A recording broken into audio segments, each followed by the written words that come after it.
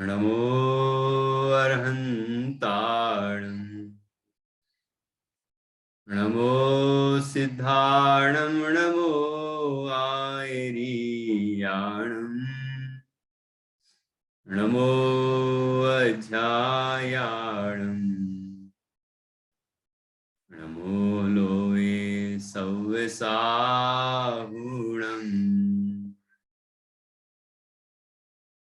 मंगलम भगवान वीरो मंगलम गौतमो गणी मंगलम कुंद कुंदाद्यो जैन धर्मोस्तु मंगलम सर्वमंगल मांगल्यम सर्वकल्याणकारकम प्रधानम सर्वधर्माणां जैनम जयतु शासनम जैनम जयतु शासनम इंद सदवंदयाणं त्रिभुवन हिद मधुर विशद काणम अंतातीत गुणाणं नमो जिणाणं जिद भवाणम् अभिवंद्योण शिरसा पुनः भव कारणं महावीरम् ते सिंपयत भंगम भक्तं मोक्षस्य वोच्छामि।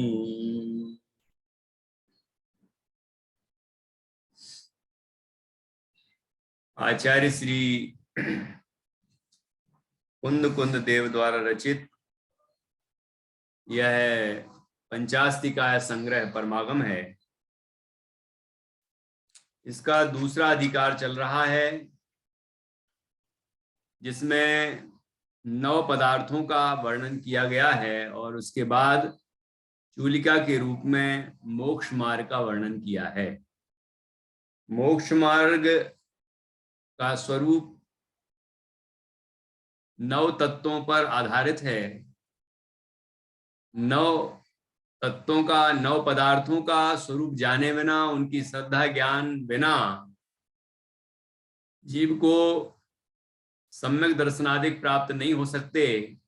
इसलिए मोक्ष मार्ग के पहले 9 पदार्थों का निरूपण किया है।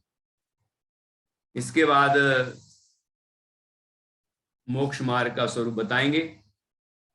तो 9 पदार्थों के स्वरूप में सबसे पहले हमने जीव पदार्थ की चर्चा की, विस्तार से चर्चा की। और यहाँ 123 नंबर की गाथा में जीव पदार्थ के व्याख्यान का उपसंहार किया है और अजीव पदार्थ के व्याख्यान का प्रारंभ करने की सूचना यहाँ दी गई है। जीव का स्वरूप पहले पंचास्तिकाय के अंतर्गत या 6 द्रव्यों के अंतर्गत भी आया था। वहां 9 अधिकारों के माध्यम से जीव का स्वरूप बताया था। और यहाँ भी 9 पदार्थों में जीव पदार्थ का वर्णन आया। तो यहाँ संसारी और मुक्त, संसारी के त्रस और स्थावर, और फिर भव्य और अभव्य, ऐसे अनेक भेद करके जीव का स्वरूप समझाया।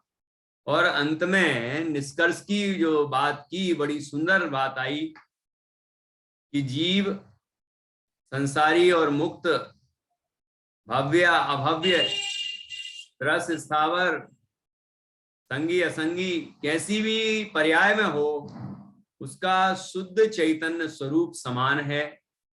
और अपने चैतन्य के आश्रय से ही जीव को मोक्ष की प्राप्ति होती है।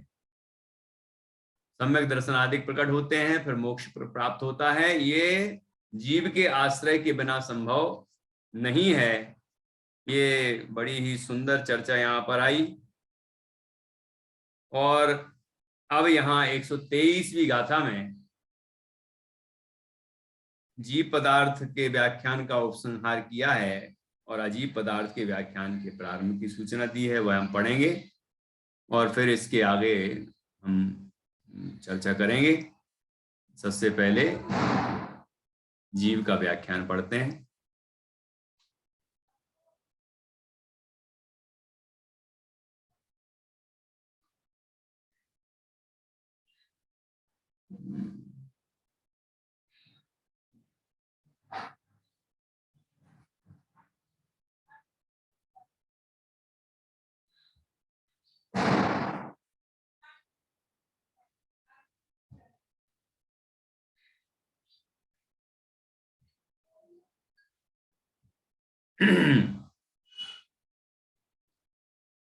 दिख रहा है स्क्रीन पर?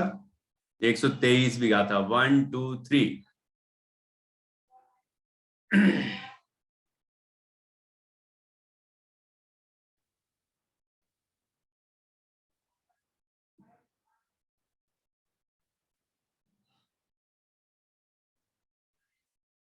एवं अभिगम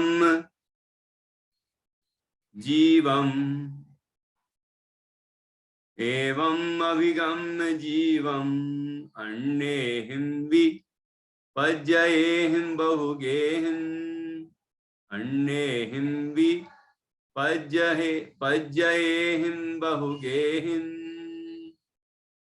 अभिगच्छतु अभिगच्छतु अजीवम्, अभिगच्छतु अजीवम्, णानन्तरिदेहिं णानन्तरिदेहिं लिङ्गेहिं, णानन्तरिदेहिं लिङ्गेहिम्।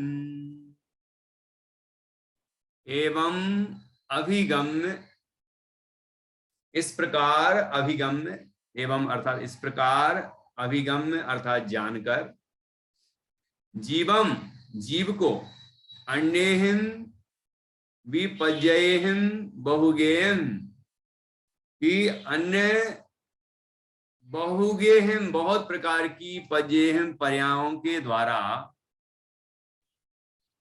जीव को जानकर, बहुत प्रकार की अन्य पर्यायों के द्वारा जीव को जानकर, तो कितने तरह की पर्यायों के द्वारा जीव जाना, ये सब पर्याय ही तो थी। संसारी और मुक्त पर्याय हैं, संसारी में त्रस और स्थावर ये पर्याय हैं, और फिर उसके बाद स्थावर में, त्रस में भी जो पंचेंद्रिय है उसमें संगी और असंगी का भेद ये पर्याय है। भव्य और अभव्य ये पर्यायगत योग्यताएं हैं, पर्यायार्थक नय का विषय है ना। ये जितनी भी चर्चा हमने की है ये सब पर्याय हैं, अनेक तरह की पर्याय, और भी अनेक तरह की पर्यायों की बात की जा सकती है, ठीक है ना। तत्वार सूत्र में भी है और भी अनेक जगह है, तो अनेक अनेक तरह से जितनी जितनी अवस्थाएं जीव की होती हैं उतनी उतनी हम चर्चा कर सकते हैं। अब मनुष्य पर्याय है तो मनुष्य में भी पुरुष है कि स्त्री है कि नपुंसक है, और पुरुष भी है तो किस क्षेत्र का है, किस भूमि का है, भोग भूमि का है कि कर्म भूमि का है, और उसमें जघन्य कर्म भूमि है कि मध्यम है कि उत्कृष्ट है। ऐसी भोग भूमि में भी भारत क्षेत्र का है कि विदेह क्षेत्र का है, ऐसे अनेक तरह के भेद हो जाएंगे। मनुष्य, अकेले मनुष्य में, पुरुष में, ऐसे पर तिरंच में और भी अनेक अनेक अनेक भेद हो जाएंगे। तो पर्यायों के भेद अनेक हैं, ठीक है ना।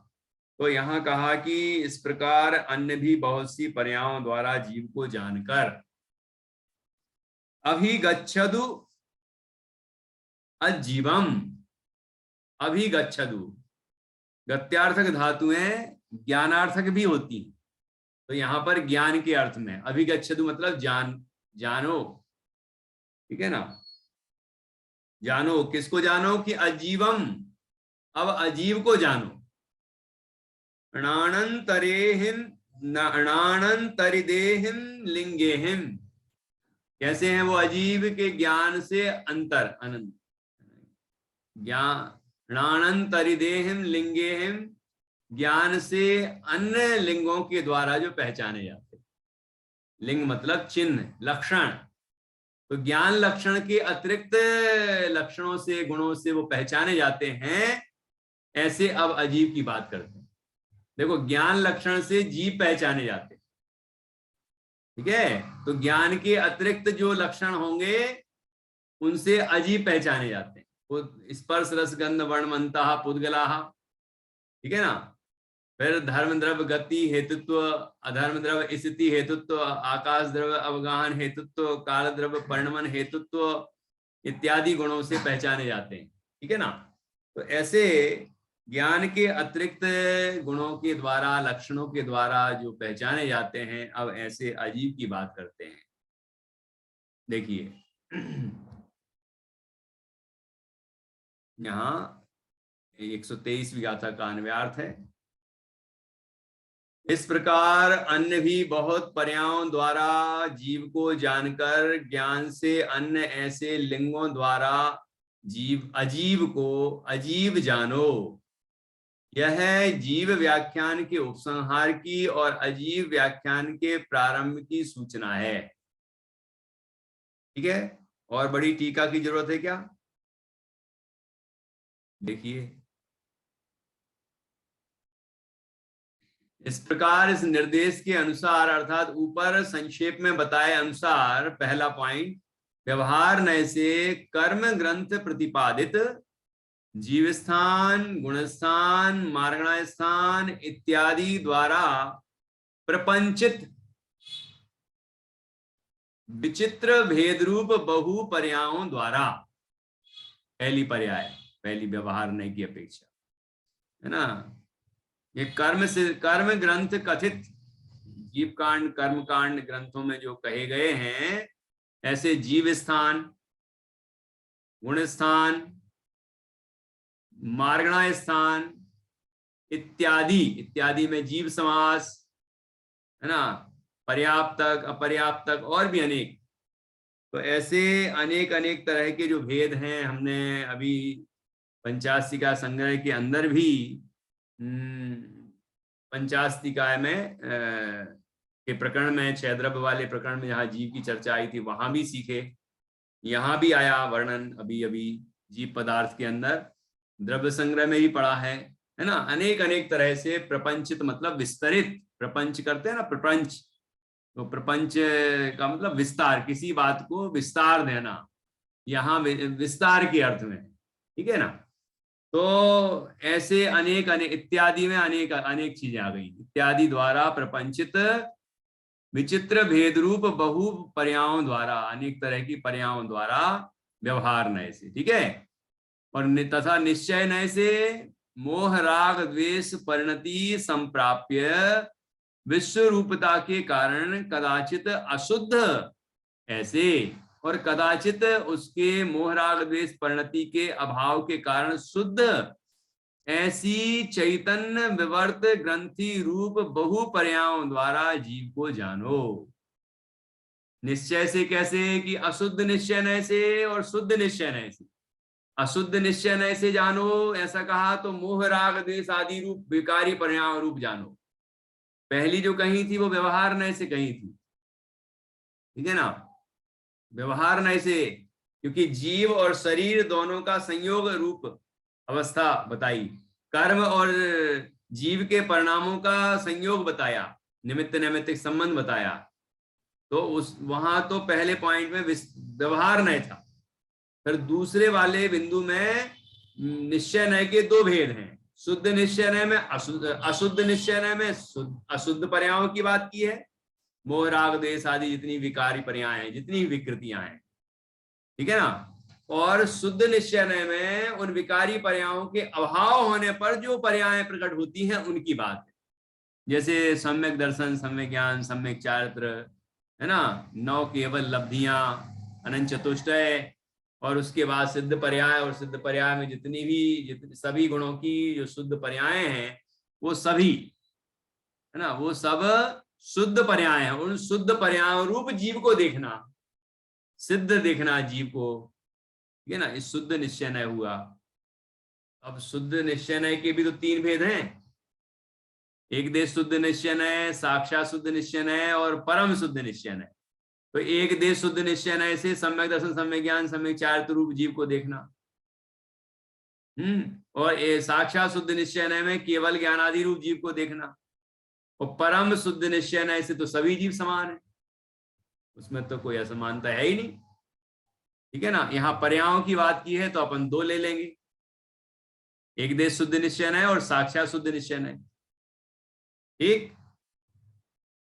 तो निश्चय नय से मोह राग द्वेष परिणति संप्राप्य, परिणति से को जो प्राप्त हुआ है, ऐसी विश्व रूपता, मतलब अनेक रूपता, विश्व का यहाँ अर्थ है अनेक, अनेक रूपता के कारण कदाचित अशुद्ध ऐसी, ठीक है, अशुद्ध, और कदाचित उसके मोह राग द्वेष परिणति के अभाव के कारण, इन विकारों का अभाव हो गया, उसके कारण शुद्ध ऐसी चैतन्य विवर्त ग्रंथि रूप बहु पर्यायों द्वारा।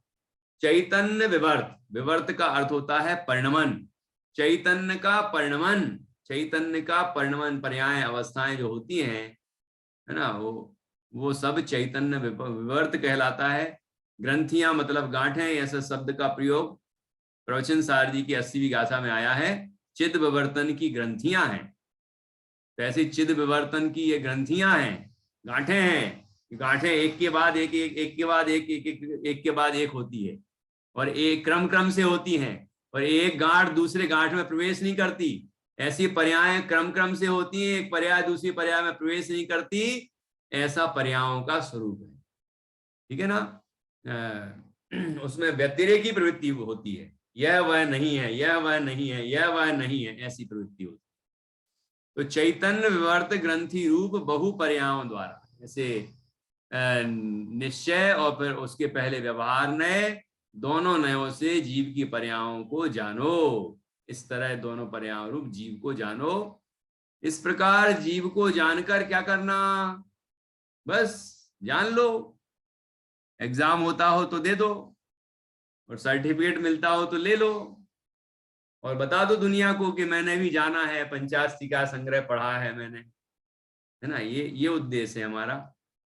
क्या करना है, देखो, इस प्रकार जीव को जानकर अचैतन्य स्वभाव के कारण ज्ञान से अर्थांतरभूत, ऐसे यहां से अब की गाथाओं में कहे जाने वाले लिंगों द्वारा अजीव संबद्ध नहीं, जीव संबद्ध या जीव असंबद्ध अजीव को अपने भेद बुद्धि की प्रसिद्धि के लिए जानो। क्या करना है, जीव को क्यों जानना है ना, कि जीव को इसलिए जानना है क्योंकि जीव को जानेंगे तो ही सुखी होंगे, अपने को जानेंगे तो सुखी होंगे।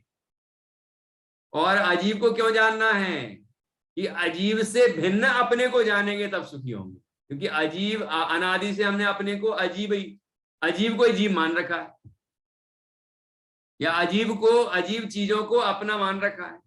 ये मैं हूं, जबकि ये शरीर है, मैं स्त्री हूं, मैं पुरुष हूं, है। संयोगों से अपने को मान रखा है कि मैं मकान वाला हूं, दुकान वाला हूं, गाड़ी वाला हूं, लाड़ी वाला हूं, बाड़ी वाला हूं, ऐसा मान रखा कि नहीं।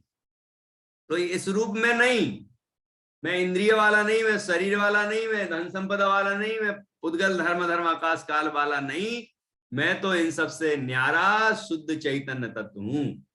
ऐसा भेद विज्ञान करने का प्रयोजन, इसके लिए जानना है। केवल जीव को जान लिया, अब अजीब को जान लेंगे, तो हाँ अजीब को भी जान लिया। अब क्या करना, कि जीव को जानना है अपने को जानने के लिए कि मैं जीव हूं, अजीब को जानना है इसलिए कि अजीब से भिन्न मैं जीव हूं। ये मैं शरीर नहीं, मन नहीं, वाणी नहीं, इंद्रियां नहीं हूं, मैं कर्म नहीं, नो कर्म नहीं, ठीक है। और उसके निमित्त से होने वाले जो विकार हैं वो मेरा स्वभाव नहीं है, विभाव परिणाम है। मैं तो शुद्ध चैतन्य मात्र तत्व हूं। ऐसे अपने अनुभव के लिए, आत्मानुभूति के लिए, या स्वसंवेदन ज्ञान के लिए, जिससे आनंद की प्राप्ति होती है, और स्वसंवेदन के फल में केवल ज्ञान की प्राप्ति होती है, और उससे अनंत सुख मिलता है। इसके लिए हमें इन सब तत्वों को जानना है, इन पदार्थों को जानना है। ख्याल में आया। इस प्रकार जीव को जानकर अचैतन्य स्वभाव के कारण जिसका चैतन्य स्वभाव नहीं है वो अचैतन्य स्वभाव। ठीक है। ज्ञान से अर्थांतरभूत मतलब ज्ञान से भिन्न पदार्थ है वो, ज्ञान से अर्थांतर है, दूसरा पदार्थ है ना, ज्ञान रूप तत्व नहीं है वो। यहां से अब की गाथाओं में कहे जाने वाले लिंगों द्वारा चिन्ह बताएंगे, लक्षण बताएंगे अन्य अन्य द्रव्यों के, अजीव के। ठीक है, वो जीव नहीं है, जो जीव नहीं है वो अजीव है, तो उनको बताया जाएगा लक्षणों के माध्यम से, जो जीव से संबद्ध है या असंबद्ध है। जीव से असंबद्ध है मतलब जीव से संबंधित पदार्थ है, जैसे ये शरीर है जीव से संबंधित है ना, ये कर्म है, नो कर्म है, ये सब जीव से संबंधित हैं, और बाहर के भी नो कर्म हैं, और कुछ असंबद्ध हैं जीव से, उनका कोई संबंध ही नहीं है, फिर भी वो है तो उद्गल हैं, धर्म अधर्म आकाश काल हैं, जो भी जहां जहां जो द्रव्य हैं उन सबको बताया जाएगा। तो जीव से असंबद्ध अजीव को, जीव से संबद्ध और या जीव से असंबद्ध अजीव को इसलिए बताएंगे इनको भी अपने से भेद बुद्धि की प्रसिद्धि के लिए जानो। ख्याल में आया? ये उद्देश्य ध्यान में रखना है। जैसे कि हमने चर्चा की थी द्रव्य संग्रह ग्रंथ के आधार से कि द्रव्य संग्रह ग्रंथ की पहली ही गाथा में क्या लिखा है। पहली गाथा की टीका में प्रयोजन बताया है ग्रंथ का।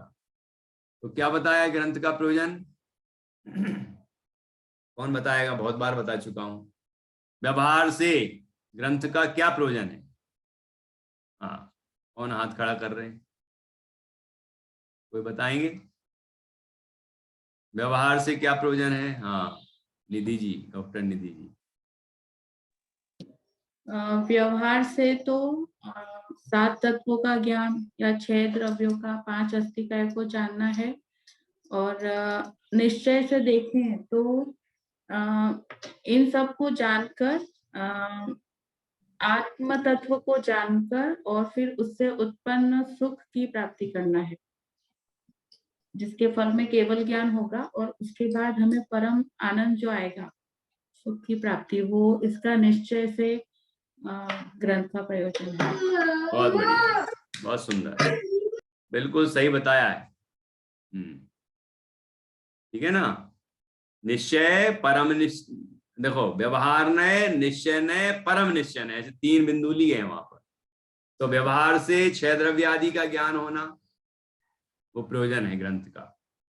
निश्चय से 6 द्रव्य आदि के ज्ञान द्वारा जो हमने उनसे भिन्न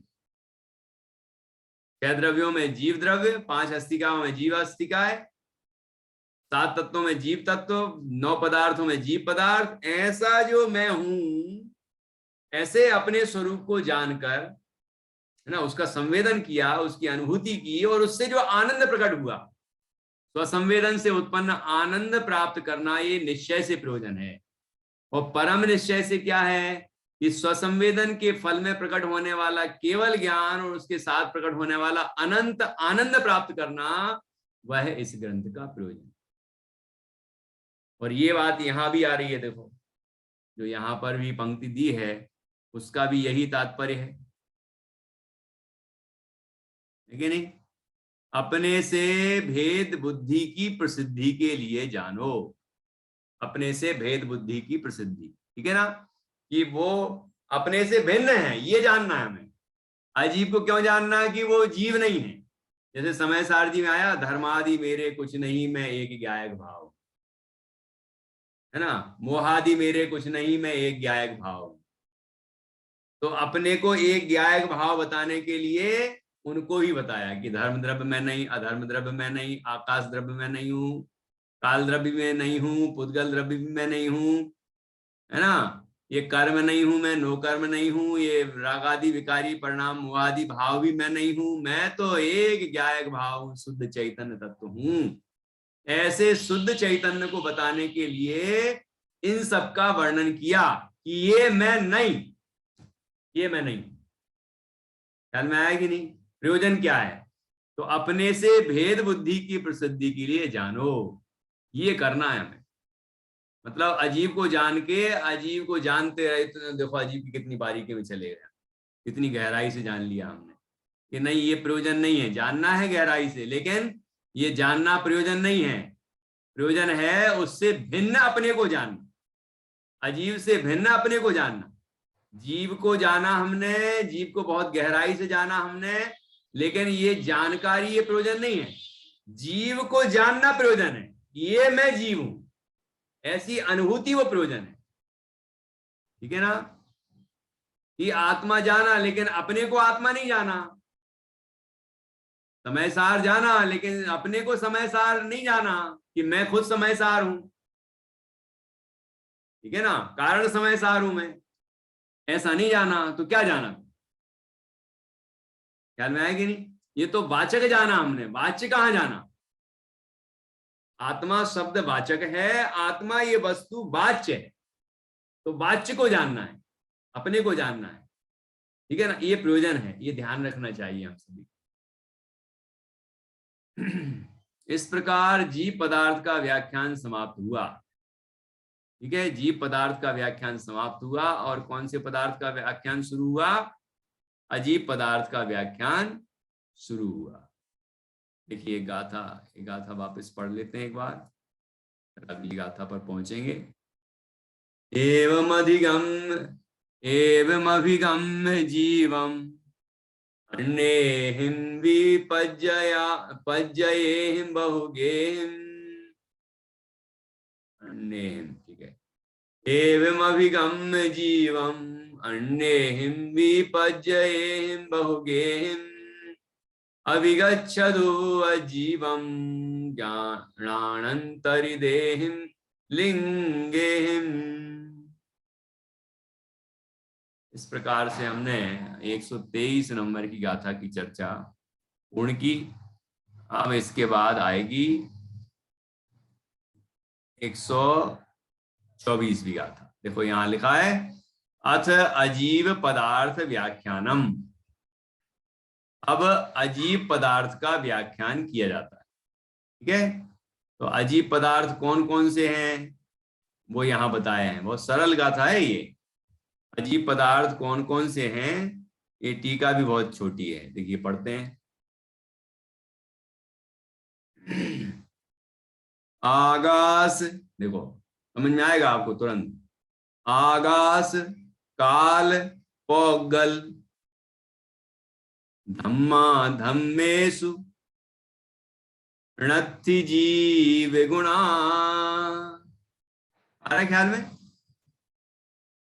तेसिम अचेदणत्तम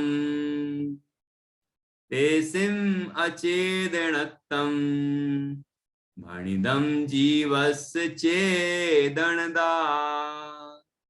भणिदं जीवस्य चेदणदा।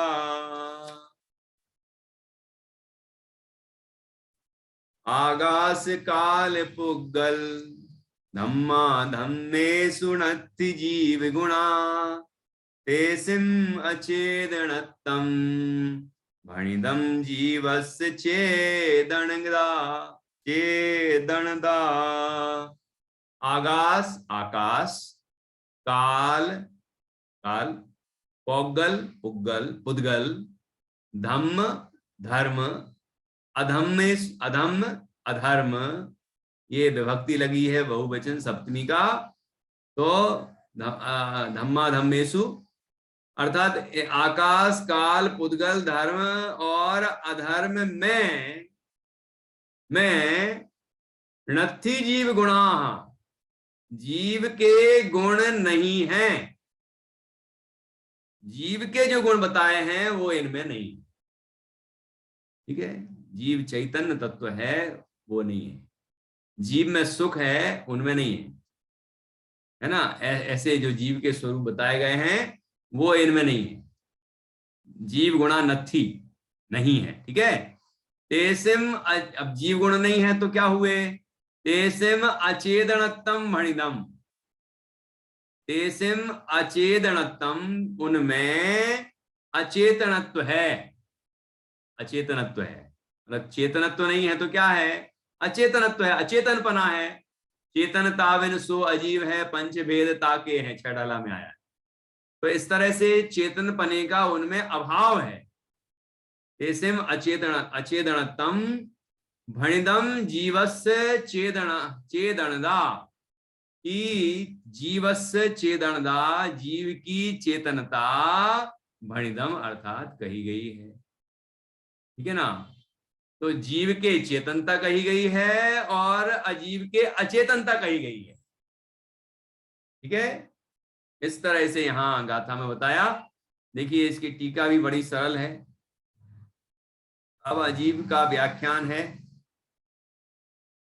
अन्वयार्थ, आकाश काल पुद्गल धर्म और अधर्म में जीव के गुण नहीं है, क्योंकि उन्हें अचेतनपना कहा है, जीव को चेतनता कही है। ठीक है, यह आकाश आदि का ही अजीवपना दर्शाने के लिए हेतु का कथन है कि उनमें अजीवपना है, वो जीव नहीं है। पुद्गल धर्म धर्म आकाश काल, ठीक है ना। आकाश काल पुद्गल धर्म और अधर्म में चैतन्य विशेषों रूप जीव गुण विद्यमान नहीं है, क्योंकि उन आकाश आदि को अचेतनत्व सामान्य है। अचेतनत्व सामान्य का मतलब अचेतनता उन पांचों में व्याप्त है, सामान्य है ये, है ना। और अचेतनत्व सामान्य आकाश आदि को ही है। आकाश आदि में ही अचेतनत्व सामान्य है, क्योंकि जीव को ही चेतनत्व सामान्य है।